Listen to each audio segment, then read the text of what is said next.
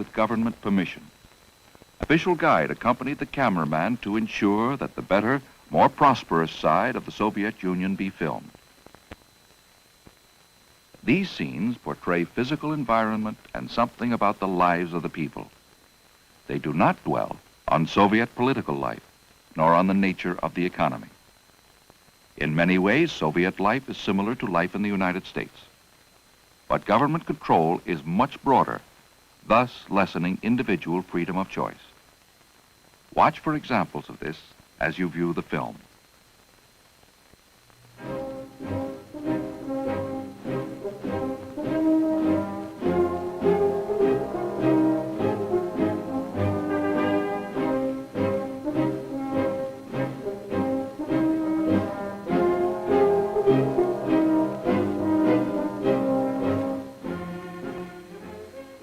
Halfway around the earth from North America lies a country which, in land area, is the largest in the world. This is the Union of Soviet Socialist Republics, better known as the Soviet Union or Russia. Well over twice the size of the United States, it occupies more than 1/6 of the Earth's land area. Occupying the northern part of Asia and a large segment of Eastern Europe, the Soviet Union embraces a wide variety of peoples, including Mongols, Finns, Persians, and many others. Although, in fact, a centralized state, the Soviet Union is formally divided into 15 republics and other smaller political divisions. Moscow, the 5th largest city in the world, is the capital both of the Soviet Union and also of the largest republic, the Russian Republic.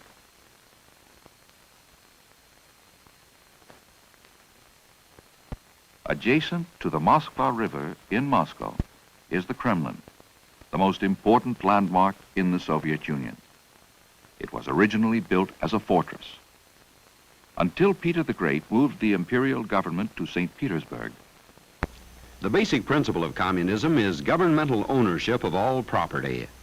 The state controls the production and distribution of industrial products. The government establishes quotas for both labor and production.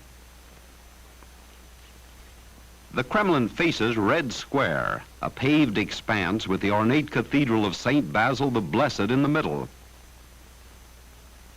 Thousands of tourists have passed through these massive iron gates to formerly forbidden areas since the Kremlin was opened to visitors in 1955. Near the entrance to the Kremlin is the tomb of Lenin and Stalin. Regardless of political belief, there's hardly a visitor to Russia's capital who fails to go through the dimly lighted mausoleum. Crowds are often lined up for blocks. Their reverence for the tomb and the embalmed bodies of Lenin and Stalin helped to make the Kremlin the center of Russian life.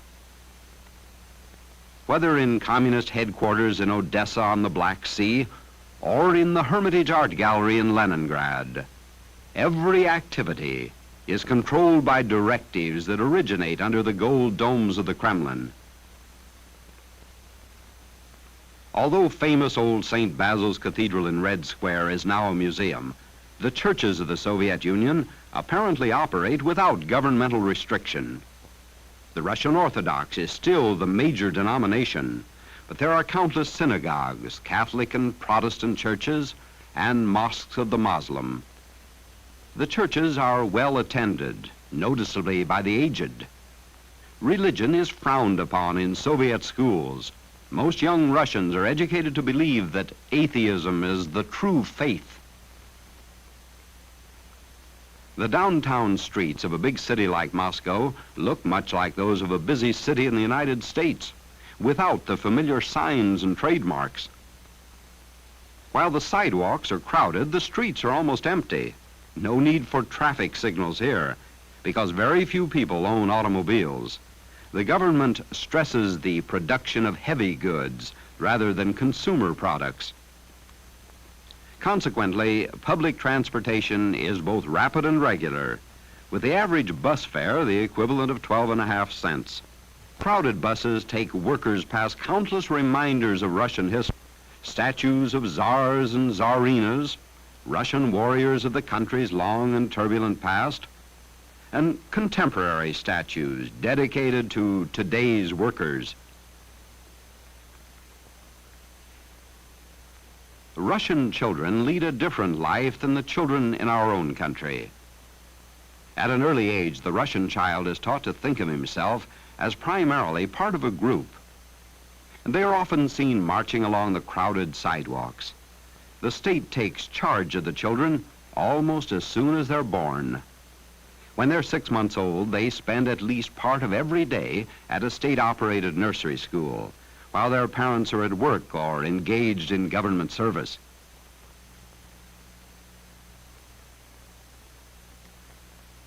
When the child is 7, he goes to a regular school. Their activities are closely guided by adults who are also employees of some of the many departments of the government. While they may play games, there's a purpose for everything. And physical training is an important part of the program. Scientific and mechanical courses are stressed, even in the elementary grades.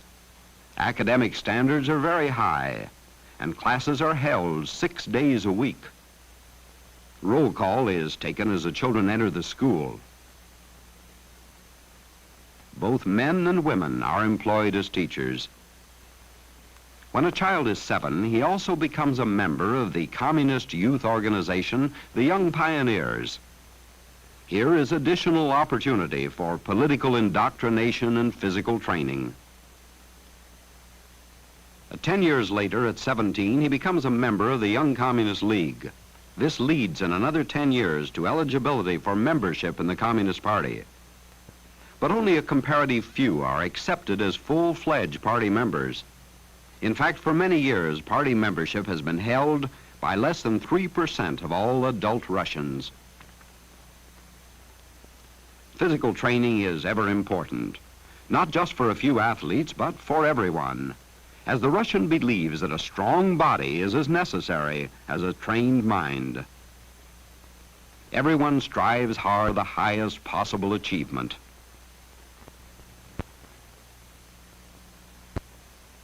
A source is Moscow University. It has an enrollment of 22,000. An outstanding student is exempt from military service. He'll be paid by the government while studying. Education and culture are important to the Russian people. The Bolshoi Theater, government-supported, is the scene of many ballet performances. Under the Department of Culture, children may learn ballet. To work hard and become a star performer can be a Russian child's dream as well as an American's. But here the state controls the dancing schools and the theaters. Motion pictures, radio, and television are also functions of the government. The average Russian is interested in art, both traveling exhibitions of contemporary work and permanent museums. In the Hermitage at Leningrad are such masterpieces as a self-portrait by Van Dyck, Mary Magdalene by Titian, and the priceless Madonna Lita by Leonardo da Vinci. The desire for learning and culture makes reading popular, so book stands are to be found everywhere. The government turns out an enormous amount of printed matter in many languages, including English. Every newspaper, book, and magazine must first be approved by a government agency.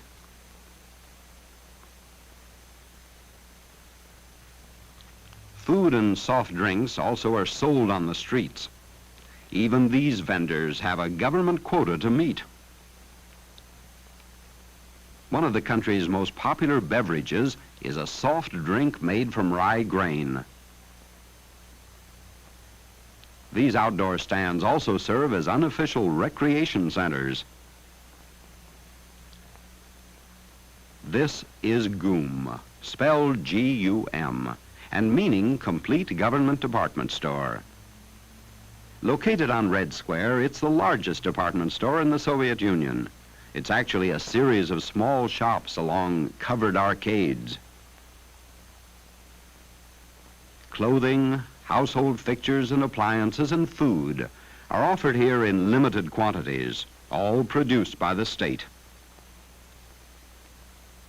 The food displays are plaster and wax. Real food is too scarce to be used for window displays. Consumer demand for all merchandise far exceeds the supply.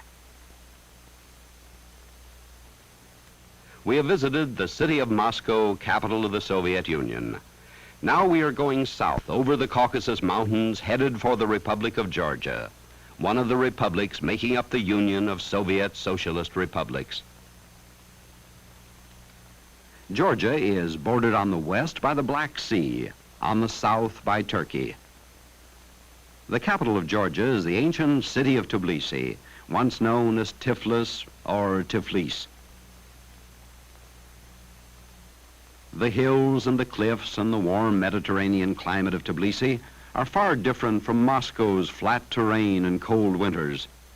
The late Joseph Stalin was once a student at this religious seminary. The new Capitol building of Georgia, with its contemporary Soviet architecture and the inevitable statue of Lenin, contrasts sharply with the daily life of the Georgian people, who still live much as their ancestors did hundreds of years ago. In Georgia, as throughout Russia, there are two kinds of markets.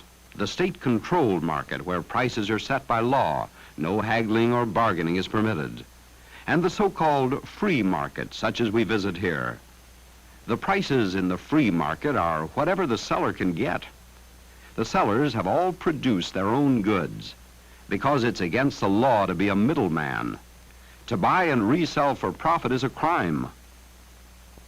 Strangely enough, bread, the single most important item in the Russian menu, is not allowed to be sold at a free market. Bread can be sold only at a state-controlled store.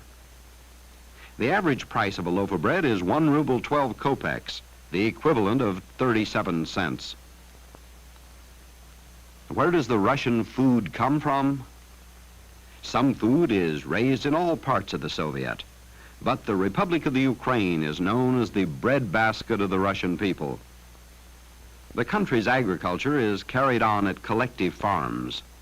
In the early days of communism, the government literally collected all the private farms into huge tracts of land, owned and operated by the state.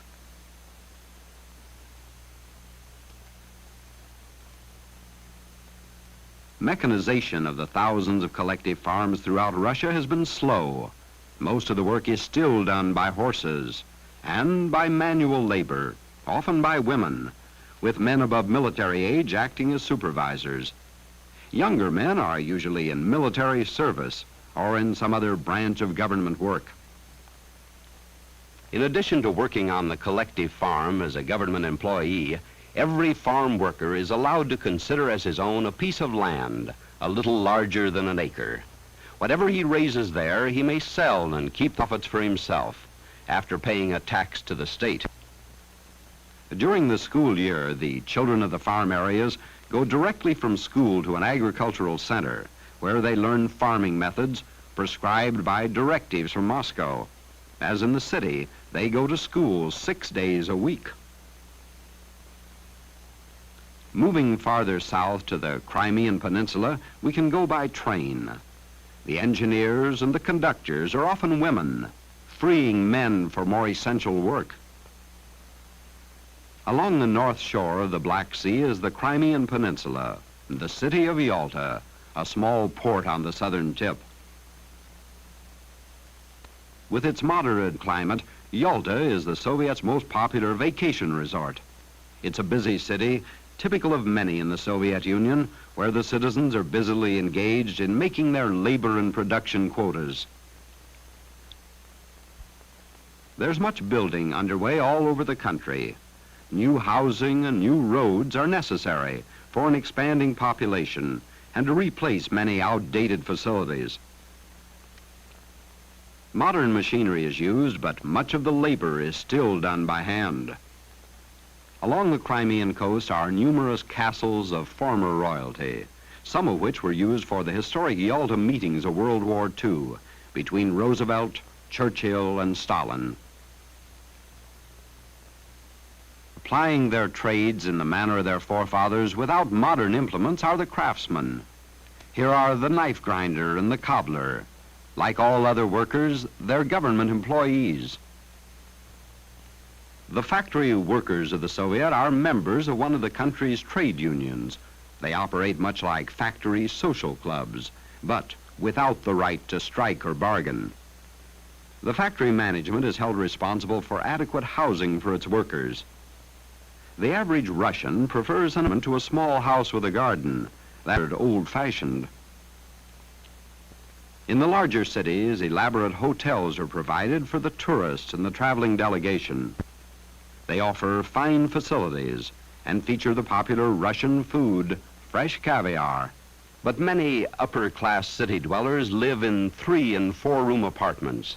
The rent is based on the family income. Almost all apartment buildings provide a playground for the children of the tenants.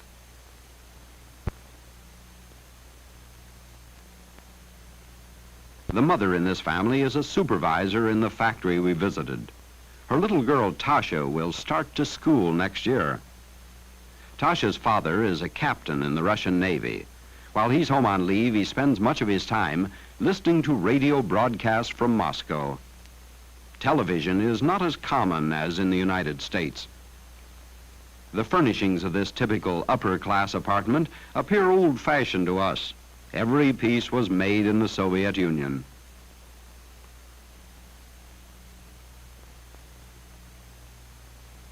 For dinner, the family will have borscht, one of the mainstays of the Russian diet. Borscht is a cross between a heavy soup and a thin stew. What goes into it depends on the season of the year, the family budget, and the cook's taste. There are 7 main varieties. When the borscht is done after 4 to 6 hours of slow cooking, the final touch, a raw egg, is added.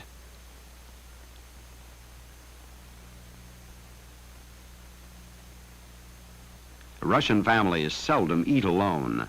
They often invite friends or relatives to savor the borscht, followed in this case by a light summer meal. And always the bread and sweet butter and fresh caviar. But not all Russian homes are so comfortable. About 1/2 of the people live in crowded apartments. They would be considered slums by American standards. There are usually several occupants to every room. But regardless of income, medical needs will be taken care of without charge at a state-operated clinic or hospital. Doctors and nurses are trained by the state and are employees of the state after graduation. Many of the old palaces and residences of the rich have been taken over by the government and converted into vacation resorts. Vacations are furnished without charge by the state, as are annual cash awards, but only to those who have exceeded the labor or production quotas set for each particular job. The worker has little choice in the matter of his vacation, for every activity is arranged by a government agency. Some vacations are boat trips, usually on the Black Sea. These are days of relaxation before going back to work under the... Chess and poker are favorite pastimes.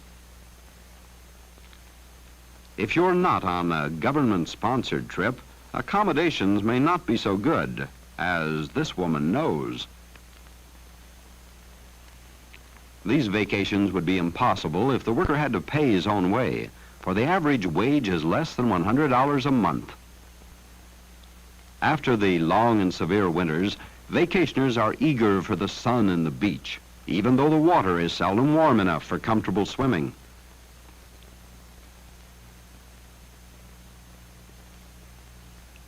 There's relaxing, of course, and maybe even an occasional bit of fishing.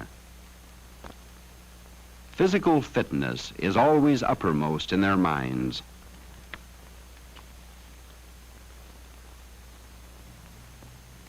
When a child is attending regular school, he'll spend every summer, whether he likes it or not, at a young pioneers camp.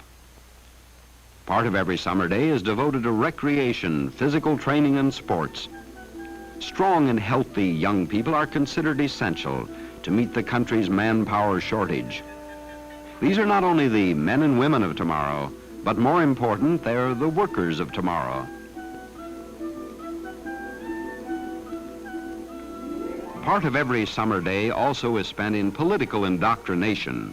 Russian people of every age and in every phase of life are controlled by directives from Moscow.